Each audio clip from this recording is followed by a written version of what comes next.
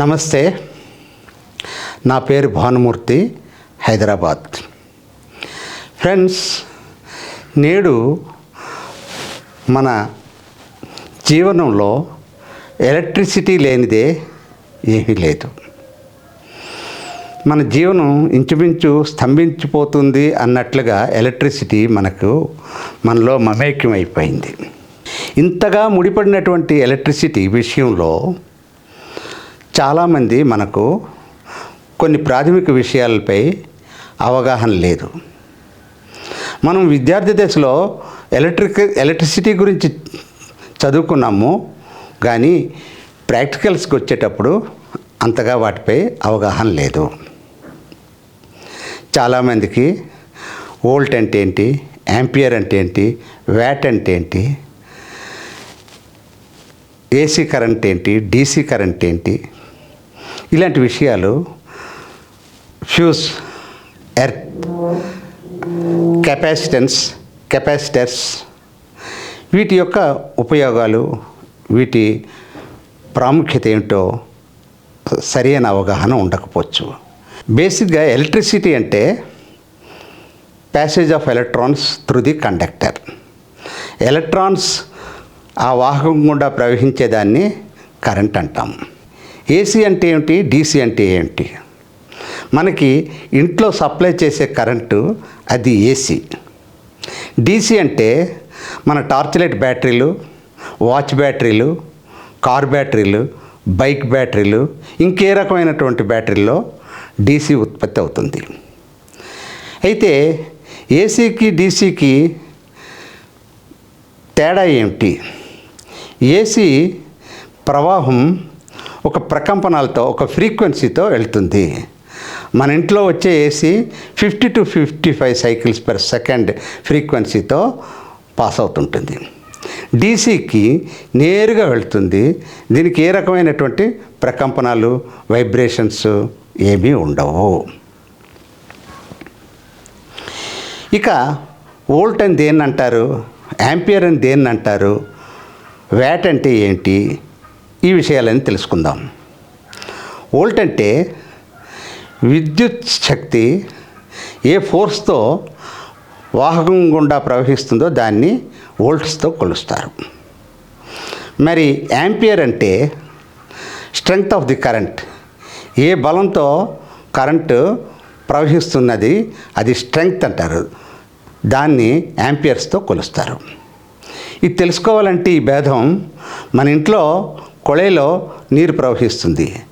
ఆ కొళాయిలో వచ్చిన నీరు ఎంత ఫోర్స్లో వస్తుందో దాన్ని ఎలక్ట్రిసిటీ విషయంలో వోల్ట్గా అనుకోవచ్చు. అదే కొళాయిలో వచ్చిన నీరు ఎంత మందంతో వస్తుంది, హాఫ్ ఇంచ్ మందంతో వస్తుందా, ఇంచ్ మందంతో వస్తుందా, 2 లేక 3 ఇంచుల మందంతో గొట్టంలో ప్రవహిస్తుంది. ఈ మందాన్ని ఎలక్ట్రిసిటీ విషయంలో యాంపియర్ కింద మనం అనుకోవచ్చు. సో వోల్ట్ అంటే ఏంటి, యాంపియర్ అంటే ఏంటో మనకిప్పుడు తెలిసింది. ఇకపోతే వ్యాట్ అంటే వినియోగం. మనము 40 వ్యాట్ల బల్బుని ఒక గంట వినియోగిస్తే ఆ ఖర్చైన కరెంటు 40 వ్యాట్స్. అలాగే ఒక హీటరో, ఒక ఐరన్ బాక్సో, ఏసీయో అది 1000 వ్యాట్స్కి మించే ఉంటాయి. అటువంటివి వినియోగించినప్పుడు ఒక గంటకి 1 కిలోవాట్ అవర్ శక్తి వినియోగం అవుతుంది. సో ఎంత కరెంటు వినియోగం అయింది అనేదాన్ని వ్యాట్స్లోకి చెప్తాం. ఇకపోతే రెసిస్టెన్స్ అంటే నిరోధం. కరెంటు ప్రవాహాన్ని నిరోధించేదే రెసిస్టెన్స్ అంటారు. ఈ రెసిస్టెన్స్ని ఓమ్స్లో కొలుస్తారు.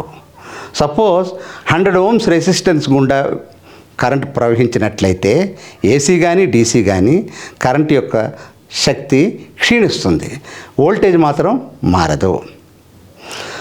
ఈ రెసిస్టెన్స్లు ఎలక్ట్రానిక్ సర్క్యూట్స్లో, ఇంకా మన ఫ్యాన్లు, ఇంకా కొన్ని మిక్సీల్లో వీటిలో ఈ రెసిస్టెన్స్ ఉపయోగిస్తారు. దీన్ని రెసిస్టర్స్ అంటారు. ఇక కెపాసిటర్స్ అంటే సపోజ్ కరెంటు ఒక వాహకం గుండా ఉంటే దాన్ని నిల్వ చేసే శక్తి దీన్ని కెపాసిటెన్స్ అంటారు. వీటికి వాడే సాధనాలని కెపాసిటర్స్ అంటారు. దీన్ని ఎలా తెలుసుకోవాలంటే మనం రిజర్వాయర్లో నీరు నింపుతాం, నిల్వ ఉంటుంది, మెల్లగా ఇంకొక ద్వారం గుండా వెళ్తాయి. అలాగే ఈ కెపాసిటర్లో ఎలక్ట్రిక్ ఛార్జ్ నిలువై మెల్లమెల్లగా ప్రవహిస్తుంది. సో కెపాసిటర్స్ ఎక్కువ కూడాను ఎలక్ట్రానిక్ సర్క్యూట్లో రెసిస్టెన్స్ లాగే వాటి యొక్క అవసరం బట్టి వాడుతూ ఉంటారు. ఇకపోతే ఎలక్ట్రిక్ షాక్, ఎంత వోల్టేజ్ ఉంటే ఎలక్ట్రిక్ షాక్ కొడుతుంది. ఏసీ కానీ డీసీ కానీ 50 వోల్ట్లకి మించి ఉంటే అది షాక్ కొడుతుంది. ఈ షాక్ సపోజ్ మన ఇంట్లో ఎలక్ట్రిసిటీ మనకి ఎప్పుడు షాక్ కొడుతుందంటే, మనం సాకెట్స్లో 2 రంధ్రాలు ఉంటుంది, ఒకటి ఫేసు, రెండవది న్యూట్రల్. ఎలక్ట్రిసిటీ ఫేస్ రంధ్రం గుండా న్యూట్రల్కి వెళ్ళిపోతుంది.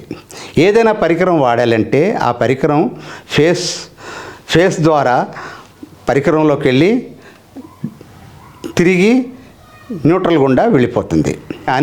ఆనినట్లయితే ఖచ్చితంగా మనకి కరెంట్ షాక్ కొడుతుంది. ఎందుకు? భూమి కూడా ఒక న్యూట్రల్ లాంటిది.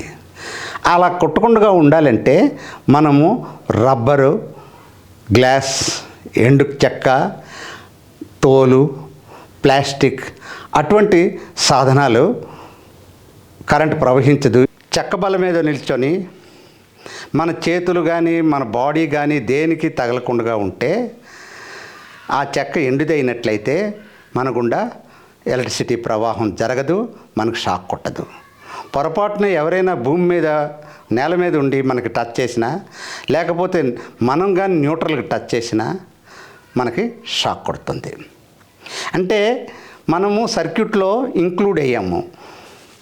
ఫేస్ మనతో ప్రవహించి న్యూట్రల్కి వెళ్ళడం లేకపోతే గ్రౌండ్లోకి వెళ్ళడం జరుగుతుంది కాబట్టి ప్రవాహం. అదే డీసీ కరెంట్ అయినట్లయితే కేవలం ఒక పాజిటివ్ టెర్మినల్కి కానీ నెగిటివ్ టెర్మినల్కి కానీ పట్టుకున్నట్లయితే షాక్ రాదు. మరి ఎప్పుడు షాక్ వస్తుంది?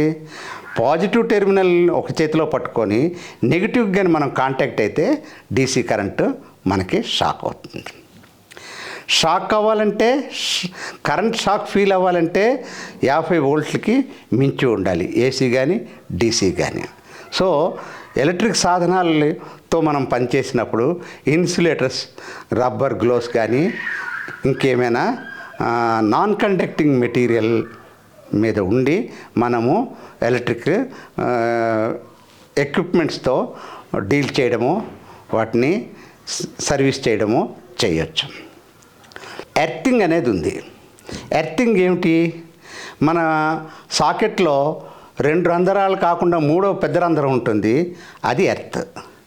అంటే అక్కడ నుంచి ఒక వైరు నేరుగా వచ్చి భూమిలోకి కొన్ని అడుగులకు జొప్పించి దాన్ని బాగా మూసేసి ఆ వైర్ని ఎర్త్గా ట్రీట్ చేస్తారు. ఈ వైరు ప్రతి స్విచ్ బోర్డ్లో ఉంటుంది. ఎలక్ట్రిసిటీలో ఉన్న ఫేస్ వైరు పరికరం యొక్క బాడీ అది మెటల్ది అయినప్పుడు తగిలితే దాన్ని ముట్టుకుంటే షాక్ కొడుతుంది. అలాగే ఇస్త్రీపెట్టెలు, iron box, heaters, fridges, geysers, వీటన్నిటికీ ఒక్కొక్కప్పుడు షార్ట్ సర్క్యూట్ అయ్యి మనకి షాక్ కొడతాయి. అవే కానీ పర్ఫెక్ట్గా ఎర్త్తో అనుసంధానం అయితే మనం ఆ షాక్ ఫీల్ అవ్వము. ఒకవేళ లీకేజ్ అయ్యి ఏదైనా చిన్నగా షాక్ కొడితే ఎర్తుండి మనకి చిరుచిరుమని అనిపిస్తుంది తప్పితే అదేం ప్రమాదం ఉండదు. ఎర్త్ వలన మనకి షాక్ కొట్టకుండా ఉండడానికి ఎర్త్ని వినియోగిస్తారు. ఒక ఎర్త్ పర్ఫెక్ట్గా ఉందా లేదా అని ఎలా తెలుసుకోవాలి? మన ఇంట్లో ఉన్న ఎర్త్ టెర్మినల్ కరెక్ట్గా ఉందా, లేకపోతే ఎక్కడ మధ్యలో తెగిపోయిందో, లేకపోతే ఎలా కొరికి చేదైపోయిందో, బయటికి మాత్రం టెర్మినల్ కనబడుతున్నది, కానీ ఈ ఎర్త్ కరెక్ట్గా పనిచేస్తుందా లేదని తెలియడానికి ఒక బల్బ్ 40 or 60 వాట్ బల్బు తీసుకొని హోల్డర్లో బిగించి ఆ 2 వైర్లు, ఒక వైర్ ఫేస్కి ఫేస్ కన్నంలో జొప్పించి రెండో వైరు న్యూట్రల్ కాకుండా ఎర్త్లో పెడితే అది వెలగాలి, బాగా వెలగాలి. అది ఏమాత్రం తక్కువగా వెలిగినా, అంటే ఫేస్ న్యూట్రల్లో పెడితే ఎంత కాంతివంతంగా వెలుగుతుందో అలాగే ఫేస్ ఎర్త్లో పెట్టినా కూడా అంతే కాంతివంతంగా వెలిగితే అప్పుడు మన ఇంట్లో ఎర్త్ బాగా పనిచేస్తున్నట్టు లెక్క. ఇకపోతే ఫ్యూజ్ గురించి తెలుసుకుందాం. ఫ్యూజ్ ఏంటి? మన ఇంటికి ఇచ్చే ఎలక్ట్రిక్ సప్లై ఒక సన్నని వైరు గుండా ఫేస్ మనకి ఇస్తారు. ఈ సన్నని వైరే ఫ్యూజ్. అంటే ఇది దేనికి ఉంది అంటే ఫేసు న్యూట్రల్ డైరెక్ట్గా కాంటాక్ట్ అయ్యి షార్ట్ అయితే మంటలు పుడతాయి. అప్పుడు వైర్లు వేడెక్కి కాలిపోవడం జరుగుతుంది. ఇలా కాకుండా ఉండడానికి ఫ్యూజ్ అనేటువంటిది ఆ వైరు హై రెసిస్టెన్స్ లో మెల్టింగ్ పాయింట్లో ఉంటుంది. అంటే అది వేడెక్కి తక్కువ మెల్టింగ్ పాయింట్ కాబట్టి వెంటనే అది కరిగిపోతుంది. అప్పుడు ఎలక్ట్రిసిటీ కట్ ఆఫ్ అయిపోతుంది. మళ్ళీ మనం ఏం చేస్తాము, ఆ రెండు టెర్మినల్స్ కలపడానికి ఒక సన్నటి వైర్తో కనెక్ట్ చేస్తాము. కొంతమంది తెలియక మందపాటి వైరు పెట్టి కరెంటు వాడుకుంటున్నారు. ఇటువంటి ప్రమాదాలు జరిగినప్పుడు అక్కడ ఫ్యూజ్ పోదు. కాబట్టి ఇలాంటి పొరపాట్లు జరుగుతున్నాయని చెప్పి ట్రిప్పర్స్ అనేవి ఇప్పుడు వాడుకలోకి వచ్చాయి. ఎక్కడైనా ఎలక్ట్రిసిటీ షార్ట్ సర్క్యూట్ అయినప్పుడు ట్రిప్పర్ పడిపోతుంది. స్విచ్ కిందకి పడిపోతుంది. అప్పుడు మనం ఎక్కడ పొరపాటు జరిగిందో ఆ పొరపాటు సెటరేట్ చేసుకొని మళ్ళా ఆ స్విచ్ని మీదకెత్తితే యాజిటీస్గా సప్లై వచ్చేస్తుంది. ట్రిప్పర్స్ ఇప్పుడు అన్ని విధాల చాలా ఉపయోగకరమైనటువంటివి. ట్రాన్స్ఫార్మర్స్ అంటే ఏమిటి? ట్రాన్స్ఫార్మర్స్ అంటే ఓన్లీ ఏసీ కరెంట్, డీసీ కరెంట్కి ట్రాన్స్ఫార్మర్లు పనిచేయవు. ఏసీ కరెంటు మనకి 11 kV, 22 kV, 440 volts, 220, 240 volts ఇలాగుంటుంది.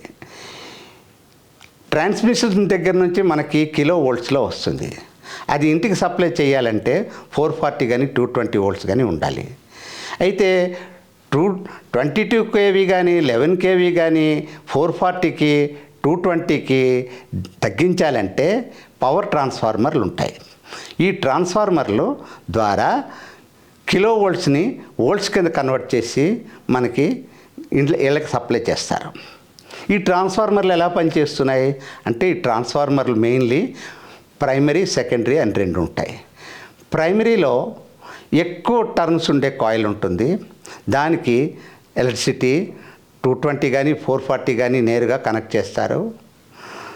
ఒకవేళ 11 kV కానీ ప్రైమరీ కనెక్ట్ చేస్తే సెకండరీలో లో వోల్ట్ వస్తుంది. 440 ఆర్ 220 ఎంత కావాలో అంత దానికి తగ్గట్టుగా వాటి రేటింగ్ బట్టి వాటి మెకానిజం బట్టి ఉంటుంది. కేవలం ట్రాన్స్ఫార్మర్ ద్వారా వోల్టేజ్ని మనము స్టెప్ డౌన్ చేసుకోవచ్చు, స్టెప్ అప్ చేసుకోవచ్చు. సాధారణంగా టార్చ్ లైట్ బల్బ్ బ్యాటరీస్, వాచ్లో వాడే బ్యాటరీలో ఇవి ఎంత వోల్టేజ్ ఉత్పత్తి చేస్తాయంటే 1.5. కరెంట్ ఎంత 2 amperes, 2.5 amperes, 3 amperes ఇలా ఉంటాయి. వాడుతున్న కొలిది కరెంట్ స్ట్రెంగ్త్ తగ్గిపోతుంది. పెద్ద బ్యాటరీకి చిన్న బ్యాటరీకి ఉన్న ముఖ్య తేడా ఏంటంటే చిన్న బ్యాటరీ తక్కువ కాలం వస్తుంది, పెద్ద బ్యాటరీ ఎక్కువ కాలం వస్తుంది. అంతే తప్పించి పవర్ ఒకటే ఉంటుంది. అలాగే బైక్ బ్యాటరీస్లో 12 volts DC ఉంటుంది, 15-20 amperes కరెంట్ ఉంటుంది. 12 volts లేకపోతే స్పార్క్ ప్లగ్లో స్పార్క్ రాదు. Car battery, lead accumulators rechargeable అనమాట. వీటిలో దీని వోల్టేజ్ ఎంత 12 volts ఉంటుంది. డీసీ కరెంట్కి ట్రాన్స్ఫార్మర్స్కి ఏ రకమైన సంబంధం లేదు. డీసీ కరెంట్ని తగ్గించుకోవాలంటే, కరెంట్ స్ట్రెంగ్త్ తగ్గించుకోవాలంటే రెసిస్టెన్స్లు వాడాలి, కానీ వోల్టేజ్ మారదు. Thank you.